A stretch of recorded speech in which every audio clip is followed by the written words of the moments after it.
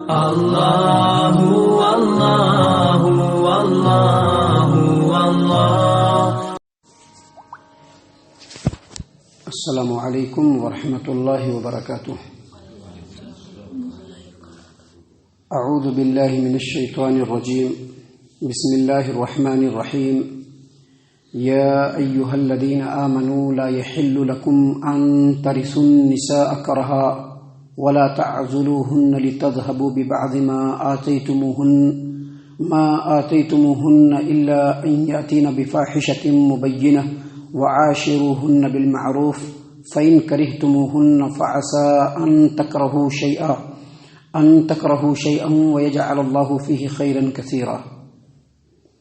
محترم سامعین کرام، سورہ نساء سورہ نمبر 4 اور اسی سورت سے ابھی آپ کے سامنے آیت نمبر 19 تلاوت کی گئی۔ اللہ تبارک و تعالیٰ نے آیت کریمہ میں بیان فرمایا یا ایھا الذین آمنوا۔ آپ اس سے سمجھ سکتے ہیں کہ اس صورت کے اندر جتنی بھی باتیں اللہ تبارک و تعالیٰ بیان فرما رہے ہیں، جو اصول، جو ضابطے، جو قانون ہیں سماج و معاشرے کے لیے، وہ دراصل اسلامی سماج و معاشرے کے لیے، اور اسلامی سماج و معاشرے میں انہی چیزوں کو اپنی زندگی کی بنیاد بنانا چاہیے۔ اور خاص طور سے آج کے اس پرآشوب اور پرفتن دور میں، جبکہ ساری دنیا مل کر کے مسلمانوں کو ان کے منہج سے ہٹانا چاہ رہے ہیں، تو تمام مسلمانوں کے لیے ضروری ہے، ایمان والوں کے لیے ضروری ہے کہ وہ اپنا منہج، اپنا طریقہ زندگی گزارنے کا جو بھی معاملہ ہے وہ قرآن کریم اور نبی اکرم صلی اللہ علیہ وسلم کی تعلیمات کی روشنی میں ہی انجام دیں۔ اللہ تبارک و تعالیٰ نے یہاں پر بیان فرمایا یا ایھا الذین آمنوا لا یحل لکم ان ترثوا النساء کرہا۔ اے ایمان والو، تمہارے لیے یہ جائز نہیں ہے کہ تم زبردستی عورتوں کے وارث بن بیٹھو۔ اے ایمان والو، تمہارے لیے جائز نہیں ہے کہ تم زبردستی عورتوں کے وارث بن بیٹھو۔ دراصل یہ جو آیت کریمہ ہے، زمانے جاہلیت میں سماج و معاشرے کے اندر جو بری رسم رواج اور جو ایک طریقہ چلا آ رہا تھا، اس کو مٹانے کے لیے اللہ تبارک و تعالیٰ نے اس آیت کریمہ کو اور آیت کریمہ کے اس ٹکڑے کو نازل فرمایا۔ آیت کریمہ میں جو اللہ تبارک و تعالیٰ نے فرمایا اس ٹکڑے کے اندر کہ یا ایھا الذین آمنوا لا یحل لکم ان ترثوا النساء کرہا، اے ایمان والو، تمہارے لیے جائز نہیں ہے کہ تم زبردستی عورتوں کے وارث بن بیٹھو۔ اس کا پس منظر یہ ہے، اس کا بیک گراؤنڈ یہ ہے، آیت کریمہ کے اس ٹکڑے کا شان نزول یہ ہے کہ زمانے جاہلیت میں، اسلام کے آنے سے پہلے، عربوں کے اندر یہ دستور تھا کہ اگر کسی کی بیوی ہو اور وہ شوہر مر جائے تو اس بیوی کا وارث اس کے سوتیلے بیٹے بنتے تھے، اور یا نہیں تو اس کے بھائی۔ عورت کے گھر والوں کا اس پر کوئی زور نہیں چلتا تھا۔ وہ عورت وراثت کا مال، جیسے وراثت کا مال ہوتا ہے نا، وارثوں کا حق چلتا ہے اس کے اوپر، ویسے ہی عورت کو بھی سمجھا جاتا تھا۔ عورت کے گھر والوں کا، عورت کے اپنے لوگوں کا اس کے اوپر کوئی زور نہیں چلتا تھا۔ جو میت ہے اس کا بھائی یا پھر اس کا سوتیلا بیٹا اس کے اوپر وارث بن کر کے بالکل بیٹھ جاتا تھا، جیسا کہ حدیث کے اندر امام بخاری رحمہ اللہ نے صحیح البخاری کتاب التفسیر کے اندر، کتاب التفسیر باب لا یحل لکم ان ترثوا النساء کرہا، حدیث نمبر 4579، عبداللہ ابن عباس رضی اللہ عنہما اس آیت کریمہ کی تفسیر میں، آیت کریمہ کے اس ٹکڑے کے تفسیر میں فرماتے ہیں کہ پہلے عربوں کے اندر یہ دستور تھا کہ اگر کوئی آدمی مر جاتا تو اس کے بیوی کے اوپر اس میت کے وارثین کا حق ہوتا تھا۔ اس کو روک لیتے تھے، چاہتے تو وہ خود نکاح کر لیتے، یا نہیں تو جس سے چاہتے اس سے نکاح کرواتے، اور یا نہیں تو گھر میں ہی بیٹھے رہنا ہے، کہیں تم کو جانا نہیں ہے۔ بالکل جیسے وراثت کا مال ہوتا ہے، مکمل اس کے اوپر حق ہوتا ہے، ویسے ہی وہ لوگ کرتے تھے۔ میت کے وارثین کا حق ہوتا تھا، لیکن جو عورت ہوتی تھی اس کے گھر والوں کا، اس کے وارثوں کا کوئی حق نہیں ہوتا تھا۔ اللہ تبارک و تعالیٰ نے آیت کریمہ کے اس ٹکڑے کو نازل فرما کر کے عورتوں کو اس مسئلے سے آزادی دی اور عورتوں کو ایک مقام دیا اللہ تبارک و تعالیٰ نے۔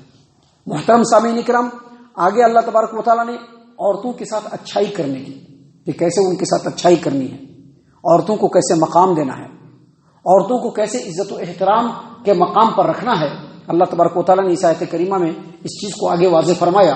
اللہ تبارک و تعالیٰ نے فرمایا وَلَا تَعْضُلُوهُنَّ لِتَذْهَبُوا بِبَعْضِ مَا آتَيْتُمُوهُنَّ إِلَّا أَن يَأْتِينَ بِفَاحِشَةٍ مُبَيِّنَةٍ، اور نہیں تمہارے لیے جائز ہے کہ تم عورتوں کو روکے رکھو اس غرض سے کہ جو مال وغیرہ تم اس کو مہر میں دے چکے ہو اس کو تم اس سے تم اڑا لو، یعنی مال جو دے چکے ہو تم مہر میں، اب عورت ہے اس کو گھر میں قید کر لیا. کیوں قید کر لیا؟ اس لیے قید کر لیا کہ عورت تنگ آ جائے گی، پریشان ہو جائے گی، اور پریشان ہونے کے بعد وہ کہے گی کہ بھائی میں اسے چھٹکارا چاہتی ہوں، جو مہر اس نے مجھ کو دیا ہے میں اس کو واپس دیتی ہوں، اور دے کر کے پھر وہ نکل جائے. اللہ تبارک و تعالیٰ نے فرمایا وَلَا تَعْضُلُوهُنَّ لِتَذْهَبُوا بِبَعْضِ مَا آتَيْتُمُوهُنَّ إِلَّا أَن يَأْتِينَ بِفَاحِشَةٍ مُبَيِّنَةٍ، اور نہ ہی انہیں اس لیے روکے رکھو کہ جو مال حق مہر وغیرہ تم انہیں دو چکے ہو اس میں سے کچھ حصہ اڑا لو. إِلَّا أَن يَأْتِينَ بِفَاحِشَةٍ مُبَيِّنَةٍ، ہاں اگر وہ کھلی ہوئی بدکاری بے حیائی اگر کرے تو پھر تم اس کو روک سکتے ہو. کیا مطلب یہ کہ اگر عورت کھلی ہوئی زناکاری کر لے اور اس کے اوپر ثابت ہو جائے تو پھر تم اس کو روک لو، اس کو جانے نہیں دو. کب تک جانے نہیں دو؟ جب تک کہ وہ پیسہ تمہارا واپس نہ کر دے. جو حق مہر تم نے دیا ہے اس کو، جو مہر تم نے اس کو دیا ہے یا جو مال تم نے اس کو دیا ہے، جب تک اس مال کو وہ واپس نہیں کرے اس کو روکے رکھو. محترم سامعین کرام، ان باتوں کو بیان کرنے کے بعد اللہ تبارک و تعالیٰ نے آگے فرمایا وَعَاشِرُوهُنَّ بِالْمَعْرُوفِ، اور عورتوں کے ساتھ اچھائی اور حسن سلوک کے ساتھ پیش آؤ. گھر میں بیوی ہے نا، بیوی کو لونڈی مت سمجھو، باندی مت سمجھو، غلام مت سمجھو، بلکہ تم اس کو اللہ تبارک و تعالیٰ کو گواہ بنا کر کے لے کر کے آئے ہو. اس لیے اس کے ساتھ اچھائی کے ساتھ زندگی بسر کرو، خوش اسلوبی کے ساتھ زندگی بسر کرو.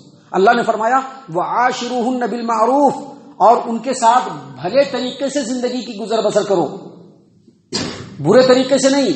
اللہ کے رسول صلی اللہ علیہ وسلم کی کئی حدیثیں ہیں اس سلسلے میں جو ہم آپ کے سامنے پیش کر رہے ہیں. جامع ترمذی کی حدیث ہے، جامع ترمذی ابواب الرضا، باب حق المرأة علی زوجہا. نبی اکرم صلی اللہ علیہ وسلم نے فرمایا کہ مومنوں میں سب سے بہترین آدمی وہ ہے جس کے اخلاق سب سے اچھی، اور تم میں سب سے بہترین وہ ہے جو اپنے اہل و عیال کے ساتھ بہتر ہے، اپنے بیوی بچوں کے ساتھ بہتر ہے، اپنے بیوی کے ساتھ بہتر ہے. محترم سامعین کرام، نبی اکرم صلی اللہ علیہ وسلم آخری حج کرنے کے لیے گئے. صحیح مسلم کتاب الحج، باب حجۃ النبی صلی اللہ علیہ وسلم. نبی اکرم صلی اللہ علیہ وسلم نے فرمایا کہ دیکھو عورتوں کے بارے میں ڈرو، اپنی بیویوں کے بارے میں ڈرو، کیونکہ اللہ تبارک و تعالیٰ کا کلمہ پڑھ کر کے، اللہ کا نام لے کر کے تم نے اس کو اپنے زوجیت میں لیا ہے. اللہ کے کلمے کے ذریعے سے تم نے اس کے شرمگاہ کو اپنے لیے حلال کیا ہے. لہذا اس کے ساتھ خیر و بھلائی کرو، اس کے ساتھ میں تم کو خیر و بھلائی کرنے کی وصیت کرتا ہوں، نصیحت کرتا ہوں. اور پھر پیارے رسول صلی اللہ علیہ وسلم نے فرمایا کہ عورتوں کے اوپر تمہارا حق یہ ہے کہ کوئی بھی تمہاری جو بیوی ہے وہ تمہارے بستر پر، تمہارے گھر میں ایسے آدمی کو آنے نہ دے جس کو تم پسند نہیں کرتے ہو. اگر وہ ایسا کرے تو ادب کے طور پر ان کو مارو، لیکن اس طرح سے نہ مارو کہ ان کو چوٹ لگے. ابھی ہوتا ہے نا گھر میں بند کر کے بہت سارے لوگ مارتے ہیں اپنی بیوی کو.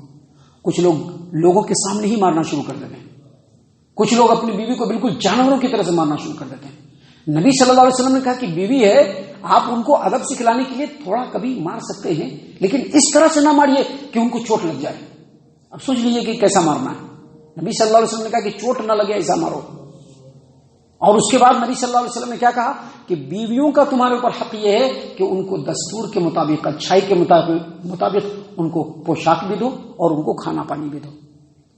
محترم سامعین کرام، صحیح مسلم کتاب الرضا، باب الوصیت بالنساء حدیث ہے. پیارے رسول صلی اللہ علیہ وسلم نے فرمایا کہ کوئی بھی مومن مرد اپنی مومنہ بیوی سے نفرت نہ کرے، اس کو ناپسند نہ کرے. ممکن ہے کہ بیوی کے اندر کچھ خرابی ہو، کوئی ایک عادت خراب ہو جو تم کو اچھی نہ لگتی ہو، تو دوسری عادت ہوگی جو تم کو اچھی لگے گی. مطلب کیا اس کا؟ مطلب یہ کہ جو ان کی اچھی عادتیں ہیں ان کے ساتھ ان اچھی عادتوں کے ساتھ ان کے ساتھ زندگی گزر بسر کرو. ان کی جو خراب عادتیں ہیں، ایک دو خراب عادت ہے، اس کو سائڈ کر دو، اس کو ساتھ میں رکھنے کی ضرورت نہیں ہے. ابھی ہمارے سماج و معاشرے کے حالات بہت برے ہیں. اب جب شادیاں ہوتی ہیں، گھروں میں جب بیویاں اترتی ہیں تو بیوی کی طرف سے بھی مسائل بنتے ہیں، ایسی بات نہیں ہے، لیکن گھر والوں کی طرف سے بھی مسائل بنتے ہیں. ساس کی طرف سے مسائل بنتے ہیں، نند کی طرف سے مسائل بنتے ہیں، لڑکے کی طرف سے مسائل بنتے ہیں، لڑکی کی طرف سے مسائل بنتے ہیں، لڑکے والوں کی طرف سے مسائل بنتے ہیں، لڑکی والوں کی طرف سے مسائل بنتے ہیں. یہ سب کیوں بنتے ہیں؟ کیونکہ ان چیزوں کے اوپر جو ہے کسی کی نگاہ نہیں ہے، ان تعلیمات کے مطابق کوئی عمل کرنے کے لیے تیار نہیں ہے. نبی صلی اللہ علیہ وسلم نے فرمایا کہ کوئی بھی مومن مرد اپنی مومنہ بیوی سے نفرت نہ کرے. اگر اس کی ایک عادت اس کو بری لگ رہی ہے تو دوسری عادت اس کو اچھی لگے گی. کیا مطلب یہ کہ جو اچھی عادتیں ہیں ان کے ساتھ، ان عادتوں کے ساتھ ان سے گزر بسر کرو، برداشت کرو. محترم سامعین کرام، ایک اور حدیث ہے جو صحیح مسلم کتاب الرضا باب الوصیت بالنساء، نبی صلی اللہ علیہ وسلم نے فرمایا کہ عورت جو ہوتی ہے وہ پسلی کی طرح سے ہوتی ہے. پسلی ٹیڑھا ہوتا ہے پسلی. اب پورے دنیا میں کسی بھی عورت کو لے لیجیے، نبی کی بیویوں کے بارے میں بھی نبی نے کہا ایسا، انبیاء کی بیویوں کے بارے میں بھی نبی نے ایسا کہا کہ عورت جو ہوتی ہے وہ پسلی کی طرح سے ہوتی ہے، اس کو تم سیدھا نہیں کر سکتے ہو. اگر فائدہ اٹھانا چاہتے ہو تو ٹیڑھاپن میں ہی فائدہ اٹھاؤ، سیدھا نہیں کر سکتے اس کو تم. اگر سیدھا کرنے جاؤ گے تو کیا ہوگا؟ ٹوٹ جائے گا. تو یہ تمام کی تمام حدیثیں اس بات کے اوپر دلالت کرتی ہیں، نبی صلی اللہ علیہ وسلم کی یہ تعلیمات اس چیز کو واضح کرتی ہیں کہ بیویوں کے ساتھ خیر و بھلائی سے کام کرنا ہے، ان کے جو حقوق کو ادا کرنے ہیں. ابھی ہمارے سماجی معاشرے میں کیا ہوتا ہے، بعض لوگ اپنے ماں باپ کے ہی حقوق کو ادا کرنے میں لگ کرتے ہیں، بیوی کو پڑے چھوڑ دیتے ہیں. بعض لوگ ایسے ہوتے ہیں جو صرف بیوی کے ہی حقوق کو ادا کرنے میں لگ کرتے ہیں، ماں باپ کو پڑے چھوڑ دیتے ہیں. نہیں، جن کا جو حق ہے ان کو دے دیجیے. بیوی کا جو حق ہے اس کو دیجیے، ماں باپ کا جو حق ہے ان کو دیجیے. دوسرے جو سماج و معاشرے میں جو ہمارے رشتہ دار ہیں ان کا حق ادا کیجیے. نبی صلی اللہ علیہ وسلم نے یہاں پر خاص طور سے کہا کہ اپنی بیویوں کے ساتھ بھلے طریقے سے زندگی گزر بسر کرو. اور اس کے بعد اللہ تبارک و تعالیٰ نے فرمایا فَإِن كَرِهْتُمُوهُنَّ فَعَسَىٰ أَن تَكْرَهُوا شَيْئًا وَيَجْعَلَ اللَّهُ فِيهِ خَيْرًا كَثِيرًا. اگر تم کو اپنی بیوی کے اندر کوئی بات ناپسند معلوم ہوتی ہے تو کوئی عجب بات نہیں ہے کہ کوئی چیز تم کو ناپسند لگے، لیکن اللہ تبارک و تعالیٰ نے اس میں تمہارے لیے بہت زیادہ خیر بھلائی رکھی ہو. سامعین کرام، کہنے کا مطلب کیا ہے؟ مطلب یہ ہے کہ لوگ چاہتا ہے کہ ہماری بیوی بالکل میری طرح سے ہو، ہم جیسا چاہ رہے ہیں ویسے ہی رہنا. اب ایک آدمی چاہتا ہے کہ بالکل خوبصورت بیوی ہو، حور کی پڑی بیوی ہو. اب کسی کو حور کی پڑی بیوی تو نہیں ملی ہے، معمولی شکل و صورت کی بیوی ملی ہے، لیکن اس کے اندر جو سلیقہ ہے، اس کے اندر جو تہذیب ہے، گھر کو سجانے سنوارنے کا جو اس کے اندر ملکہ ہے، گھر کو چلانے کا جو اس کے اندر ڈھنگ ہے، وہ دوسری بیویوں کے اندر نہیں ملتا ہے. بہترین گزر بسر کیجیے، اچھے سے ان کے ساتھ گزر بسر کیجیے. ممکن ہے کہ آپ بالکل خوبصورت، بالکل حور کی پڑی بیوی لے آئے، اب ان کے نخرے آپ کو اٹھانے نہیں ہو رہے ہیں، مختلف قسم کے ڈیمانڈ کر رہے ہیں آپ سے، وہ ناک میں دم کر دے رہے ہیں، گھر میں کوئی کام نہیں کریں گے، نوکر لگاؤ، دائی لگاؤ، خادمہ لگاؤ، ہم جو ہے یہاں سے ایسے رہیں گے، ہم کو ہر دن یہ چاہیے وہ چاہیے وہ چاہیے، اتنے ڈیمانڈ کرے کہ ناک میں دم کر دے. نبی صلی اللہ علیہ وسلم نے کہا کہ جو ہے اسی پر قناعت کرو. اللہ نے جو بیوی دیا ہے ہو سکتا ہے کہ بہت زیادہ خوبصورت نہ ہو، لیکن ان کے اندر دوسری خوبیاں ہوں، ان خوبیوں کو سامنے لائیے، ان کو نصیحت کیجیے، ان کو سمجھائیے، ان کو بتائیے. جن لوگوں نے بھی اپنی بیوی کے ساتھ ایک عرصہ گزارا ہے اور خوش حال زندگی گزارا ہے، وہ لوگ اپنے پہلے زندگی کو دیکھیں جب وہ شروع میں اپنی بیوی کو لے کر کے آئے تھے، اور آج کی زندگی میں دیکھیں. آج جو انڈر اسٹینڈنگ ہوگا وہ اس زمانے میں نہیں تھا. کیوں انڈر اسٹینڈنگ ہوا؟ کہ ہم نے ان کے ساتھ کمپرومائز کیا، سارے حالات کو ایک ساتھ نمٹنے کی کوشش کیا.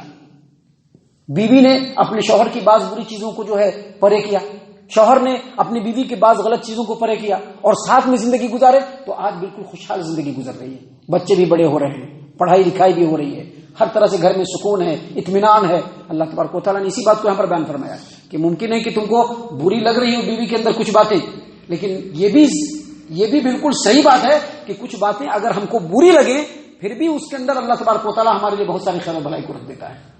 محترم سامعین کرام، آگے اللہ تبارک و تعالیٰ نے اسی صورت کریمہ میں عورتوں کے تعلق سے اور ان کے ساتھ حسن معاشرت کے تعلق سے بہت ساری باتیں بیان فرمائی ہیں جو انشاءاللہ کل اور کل کے بعد کے درسوں میں ہم آپ کے سامنے پیش کریں گے.